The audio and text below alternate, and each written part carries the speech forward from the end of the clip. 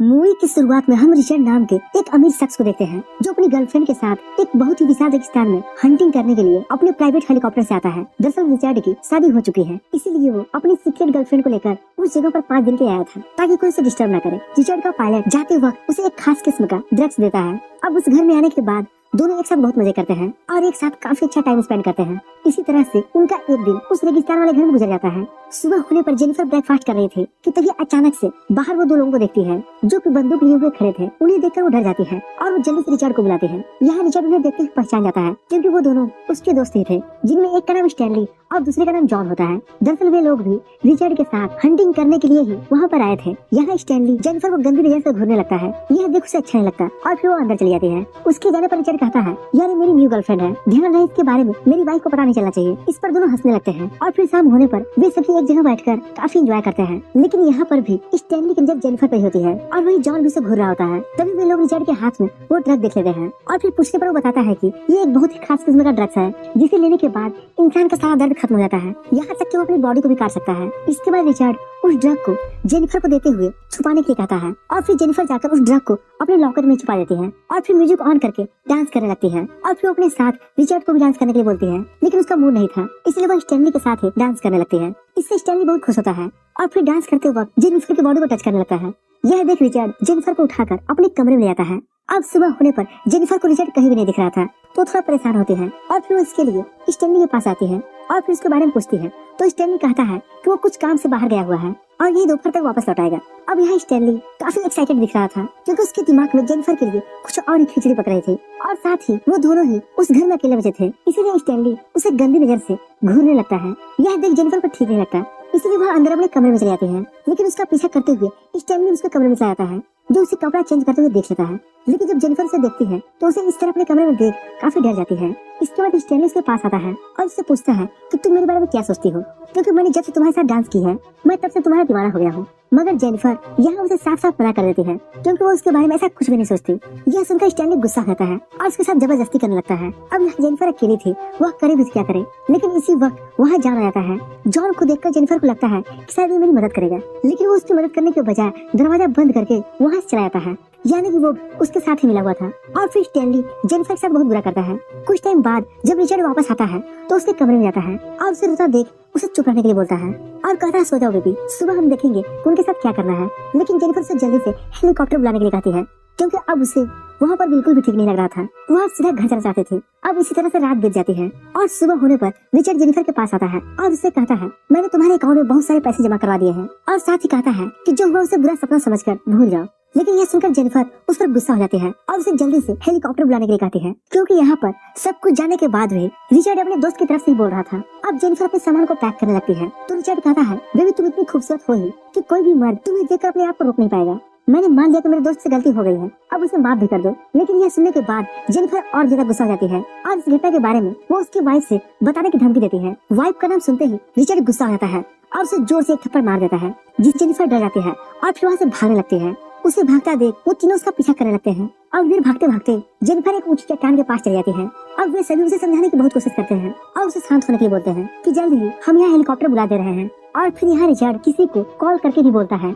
यह देख जेनिफर को उन पर विश्वास हो जाता है, मगर यहाँ रिचर्ड उसे धोखा दे रहा था और फिर उसे उस चट्टान से धक्का दे देता है जिससे जेनिफर नीचे गिर जाती है और नीचे पड़ी एक टहनी उसके पेट में घुस जाती है। यह देख स्टैनली और जॉन बहुत डर जाते हैं और कहते हैं ये तुमने क्या कर दिया। तो रिचर्ड कहता है मैंने जो भी किया है हम तीनों की भलाई के लिए ही किया है, क्योंकि अगर जेनिफर यहाँ से भागकर पुलिस के पास चली जाती और इस घटना के बारे में बता देती तो हम तीनों जेल में होते और फिर उसे मरा हुआ समझकर अपने कमरे में वापस चले जाते हैं और फिर जेनिफर के सारे सामान को जलाने लगते हैं ताकि किसी को कोई सबूत न मिले कि जेनिफर यहाँ पर आई थी। इसके बाद वे लोग अगले दिन जेनिफर की बॉडी को ठिकाने लगाने का प्लान बनाते हैं। लेकिन इधर हम देखते हैं कि जेनिफर अभी भी जिंदा है और जब उसे होश आता है तो वो अपने आप को एक लकड़ी पर टिका हुआ पाती है जो कि उसके पेट में घुस गया था। इसके बाद वो किसी तरह से हिम्मत करके अपनी लाइटर को पास लाती है और फिर किसी तरह से उस लकड़ी में आग लगा देती है। अब आग जलने के कारण वो टहनी टूट जाती है और फिर जेनिफर नीचे गिर जाती है और फिर किसी तरह से रेंगते हुए वही पास में छिप जाती है। अब दूसरी तरफ रिचर्ड और उसके साथी जब उसकी बॉडी को ठिकाने लगाने के लिए उस जगह पर आते हैं तो उसकी बॉडी को हटा पाकर वो डर जाते हैं और वो समझ जाते हैं कि वो अभी भी जिंदा है और यहाँ से भाग चुकी है। इसके बाद तीनों जल्दी से जेनिफर को खोजने लगते हैं और उसे खोजते खोजते शाम हो जाती है। फिर तभी उन्हें एक जगह पर ब्लड का कुछ निशान मिलता है और फिर उसे फॉलो करते हुए आगे बढ़ने लगते हैं और एक नदी के पास पहुंच जाते हैं और फिर तीनों अलग अलग होकर उसे खोजने लगते हैं। अब इधर जॉन अपने गन को नीचे रखकर टॉयलेट करने जाता है। तभी जेनिफर वहाँ आ जाती है और उसके गन को लेकर उस पर गन पॉइंट कर देती है, मगर जॉन उससे गन छीन लेता है और फिर उसे पानी में डुबा कर मारने लगता है। लेकिन तभी मौका पाकर जेनिफर उसी के चाकू को उसी के आंख में घुसा देती है, जिससे उसकी वही मौत हो जाती है। इसके बाद जेनिफर उसकी आंख से चाकू निकालकर अपने पास रख लेती है और उसकी बाइक के साथ उसके सारे सामान को लेकर वहाँ से निकल जाती है और फिर एक गुफा के पास आकर रुकती है और वहाँ आग जलाने के बाद उसके बैग को चेक करने लगती है, जहाँ उसे उस बैग में कुछ बियर की कैंस भी मिलती है, जिसे वो पीने लगती है क्योंकि वो 2 दिन से भूखी थी। अब उसे काफी ज्यादा दर्द हो रहा था क्योंकि उसकी बॉडी में अभी भी वो लकड़ी का टुकड़ा फंसा हुआ था।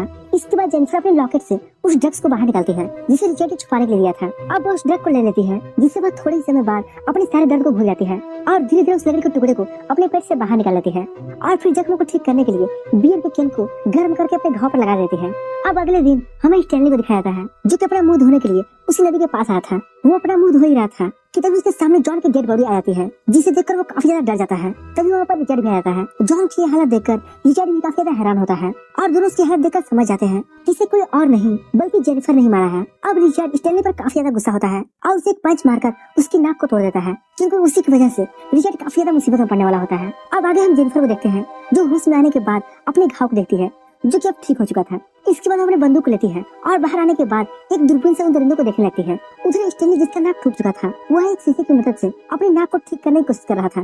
तभी उस शीशे की रिफ्लेक्शन जेनिफर को दिखाई देने लगती है और वो समझ आती है कि कोई न कोई वहाँ जरूर है, इसलिए वह गन को लेकर उसी दिशा में आगे बढ़ने लगती है और वहाँ पास आकर देखती है तो वहाँ स्टैनली था। इसके बाद स्टैनली अपनी कार लेकर वहाँ से जाने लगता है, लेकिन इसकी कार में पेट्रोल न होने के कारण उसकी कार वहीं बंद जाती है और फिर वो जैसे ही अपनी कार में फ्यूल डालने के लिए बाहर आता है तभी जेनिफर से शूट कर देती है, लेकिन उसकी गोली स्टैनली के कंधे पर लगती है, जिससे वो भागने लगता है। मगर भागते हुए देखता है कि उसके खून के निशान जमीन पर पड़ रहे हैं, इसलिए वो अपने जूते को निकालकर अपने मोजे को घाव पर लगा देता है, जिससे खून नीचे न गिरे और फिर भागते हुए एक पत्थर के पीछे छुप जाता है। इधर जेनिफर उसे ढूंढते हुए थोड़ी आगे चली जाती है। इसके बाद स्टैनली पीछे से आकर उसे शूट कर देता है, लेकिन उसकी गोली जेनिफर के कान पर लग जाती है, जिससे वो बच जाती है और वहाँ से भागने लगती है। इसके बाद स्टैनली अपनी कार लेकर जेनिफर का पीछा करने लगता है। तभी जेनिफर उसे तेजी से आता हुआ देख उसे शूट कर देती है, जिससे स्टैनली वहीं पर मारा जाता है। इसके बाद जेनिफर स्टैनली की कार लेती है और फिर रिचर्ड के घर के लिए निकल पड़ती है। उधर रिचर्ड को भी जेनिफर कहीं दिखाई नहीं देती, इसलिए वह थक हार के अपने घर वापस चलाता है और सबसे पहले अपने पायलट को कॉल करता है और उसे जल्द से जल्द यहाँ आने के लिए कहता है। इसके बाद वो फ्रेश होने के लिए अपने बाथरूम में चला जाता है और वो जब नहा रहा होता है तब उसे बाहर किसी की आवाज सुनाई देती है। इसके बाद वो बंदूक लेकर बाहर आता है, लेकिन उसे बाहर कोई दिखाई नहीं देता, मगर जैसे ही वो पीछे देखता है तो वह जेनिफर उस पर गन पॉइंट करके वहीं खड़ी होती है। वह उससे बात करने की कोशिश करता है कि तभी जेनिफर से शूट कर देती है और गोली जाकर उसके पेट में लगती है, जिससे वह काफी ज्यादा जख्मी हो जाता है और फिर जख्मी हालत में ही वहाँ से भागने की कोशिश करता है और जेनिफर उसका पीछा करते हुए अंदर चली जाती है। तभी वह जेनिफर को पकड़ लेता है और उसका गला दबाने लगता है। तभी जेनिफर अपने हाथ को उसके घाव में घुसा देती है, जिससे रिचर्ड उसे छोड़ देता है। इसके बाद जेनिफर अपना गन उठाती है और उसे सीधे शूट कर देती है। अब उसका बदला पूरा हो गया था क्योंकि उसके 3 दरिंदों को मौत के घाट उतार दिया था। इसके बाद वो घर से बाहर आती है, जहाँ वो उसका हेलीकॉप्टर भी आ चुका था। तो दोस्तों, इसी के साथ ये मूवी रिवेंज यहीं पर खत्म हो जाती है। उम्मीद करते हैं कि आपको इस मूवी का एक्सप्लेनेशन जरूर पसंद आया होगा। अगर पसंद आया है तो इस वीडियो को लाइक और चैनल सब्सक्राइब जरूर करें। बाकी हम मिलते हैं अगले दिन एक ऐसे ही धमाकेदार वीडियो के साथ। तब तक के लिए बाय बाय।